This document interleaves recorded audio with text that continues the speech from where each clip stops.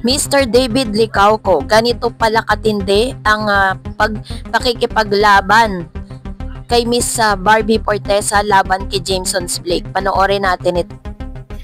Hello sa ating mga Barda fans na nandyan, kasi meron tayong lilinawin kasi ngayon po, meron po kasi palang isang interview si David Licauco na meron po siyang pahiwatig sa kanyang interview sa Philippine Star. It was, po yan, ito po yung kasagsagan ng, ito yung kasagsagan ng merong mga viral photos at videos, or viral photos dun sa fan run ni Jameson Blake at saka ni Miss Barbie Forteza.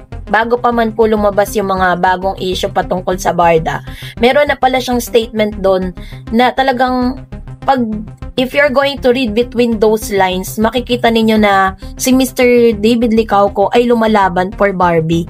So, eto na, Pero bago yan, syempre, kung hindi ka pa nakapag-like, share, subscribe sa ating channel, please don't forget to like and subscribe sa channel na ito, at huwag mo rin kalimutang i-click ang notification bell para ikaw ang unang-unang makakapanood sa ating mga videos. So, salamat po sa mga Barda na patuloy na lumalaban at talagang naniniwala at talagang naninindigan for Barbie Forteza and David Licauco. Madami na mga videos ko sa YouTube, mas madalas ako nagpapakita sa mga Barda kasi gusto kong ma-uplift yung inyong mga spirito, yung inyong mga damdamin patungkol sa mga issue, patungkol sa kanila kasi parang ang lala, diba? So, ito na. Kasi meron pong isang interview na mababasa natin dito po sa Philippine Star. May I just read it to you para lang po maging malinaw. Sabi dyan, si David Licauco reacts to Barbie Forteza, Jameson's Blake holding hands photo. It was posted last July 24, 2025, 3:55 p.m. by John Milo Severo, PhilippineStar.com. So, ito kasi yung ilan sa mga source na pinagkukuhanan natin. Tapos, nanonood tayo ng mga video clips, video interviews na talagang magpapatunay or parang magfa-fact check dun po sa mga nasusulat sa dito po sa mga article online. Sabi dito, David Licauco has seen the photos of his perennial screen partner Barbie Forteza and actor Jameson Blake, who were seen together in a couple of fun runs. Bago pa man po pumutok yung issue doon po sa GMA Gala Night na meron silang pa-holding hands habang sila ay kumain sa McDonald's, etc. Yung mga ganong aspeto. Ayusin natin yung bangs natin for today's video. Ayan. So, yun nga, 'di ba? So, bago pa man po mag-trending yung mga photos na yun, ito na yung unang nauna. Pero, yun po ay sinagot agad ni Mr. David na kung babasahin po ninyo yung mga sagot niya, it only shows na talagang lumalaban pa rin siya for Miss Barbie. In an inclusive interview with PhilippineStar.com, David said that he saw the viral post of Barbie and Jameson holding hands. So, inamin naman po ni David na hindi po siya deadma or inamin niya na nakita niya yung mga viral photos na yan at hindi niya po itinatanggi yan. Sabi niya, ito yung sagot niya, well, oo, nakita ko yung mga posts as long as she's happy. Hindi ko alam kung anong meron sa kanila. Happy na rin ako para sa kanya, sabi niya. David told PhilippineStar.com in an event in Bohol last July 17.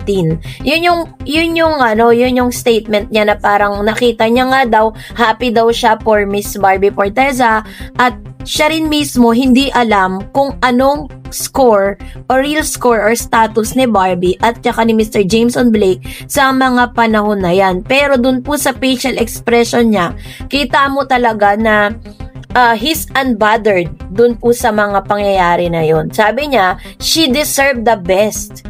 Sabi ni Mr. David, deserve ni Miss Barbie Forteza ang the best. Kumbaga parang sa mga manliligaw, mas magandang piliin ni Barbie Forteza yung pinaka-the best para sa kanya. So, kung ano man yung mangyayari, I just want her to be happy. O, diba? Maging si David Licauco, gusto niya rin na maging masaya si Miss Barbie Forteza sa taong sasamahan niya at sa taong pipiliin niya. So, yung pino-point out ni David Licauco dito. Pero hindi niya sinabi dito or hindi niya po dininay na isa rin siya sa mga alam nating secretly na nagmamahal kay Miss Barbie Forteza. Kasi nga naman, di ba, for the longest time, si Barbie Forteza po ang kasama niya sa lahat ng mga projects niya, yung mga ups and downs niya. Si Barbie Forteza rin ang isa sa mga indicators at sa mga nakatulong sa kanya kung bakit po pumosisyon si David Licauco sa showbiz. Kasi alam natin, nakilala na si Barbie bago pa pumasok si David Licauco sa buhay ni Mr. David. No? So, kaya naman binibigay natin yun kay Miss Barbie Forteza. And also, as si Mr. David Licauco kasi, may ano rin siya eh. Meron din siyang, he's into an acting prowess. Kumbaga, parang meron din siyang talento sa pag-arte. Diba?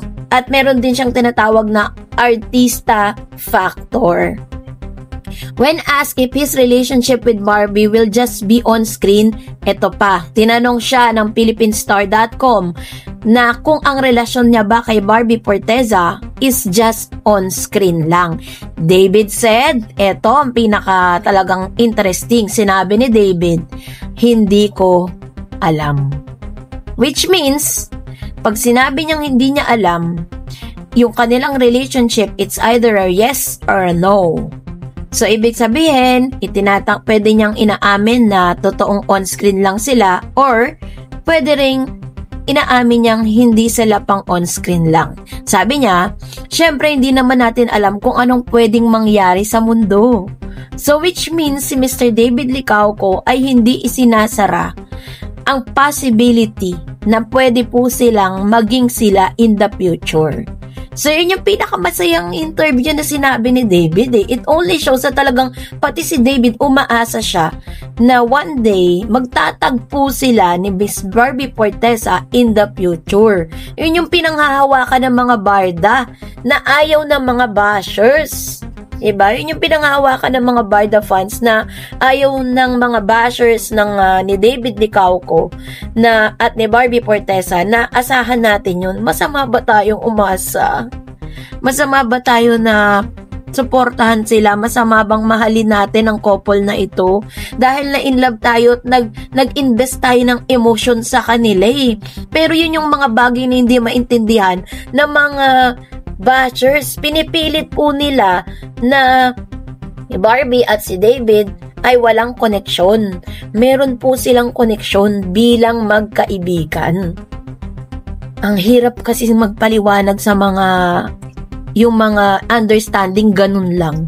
Pero tayo mga talagang nagmamahal at reunited tayo or united tayo sa pagmamahal kay Barbie Forteza and David, yung konting salita nga lang nilang dalawa, 'di ba, about them, ang saya-saya na natin eh. Tapos yung mga bashers magagalit sa atin pag masaya tayo sa mga nangyayari sa Barda, no? Pero ang pinakamagandang sinabi pa dito ni Barbie or ni David Licauco that he and Barbie Forteza will reunite in the future for a new film. Yun yung pinanghahawakan natin na one day ay makikita natin at inaasahan ni David at ni Miss Barbie Forteza na gagawa sila ng pelikula. Yan po ay maaring nakasulat sa kanilang kontrata, kaya po yan sinasabi ni David. Kaya antay-antay lang tayo guys. Huwag tayong papadala sa mga bashers. Kung meron ako personally, I encourage you to support Miss Barbie Forteza sa kanyang upcoming serye. Dito po sa may Kontrabida Academy kasi hindi naman talaga maglalast yung kanilang tambalan on screen kasi magkaiba sila ng network. It's just so happen na binigyan ng chance si Jameson Blake na talagang ma-boost yung kanya pong karera sa pamamagitan ni Miss Barbie Forteza. Kaya pasalamatan na lang natin yun kasi at least is sila, still united pa rin sila. Sabi po ni Barbie, he added, I think may gagawin kaming pelikula. Kahapon kasama ko siya sa shoot ng isang endorsement. Lagi pa rin naman kami magkasama. So yun po yung sinabi ni David Licauco. Kaya kapit lang mga Barda fans. Malapit na po natin silang makitang magkasama sa isang movie.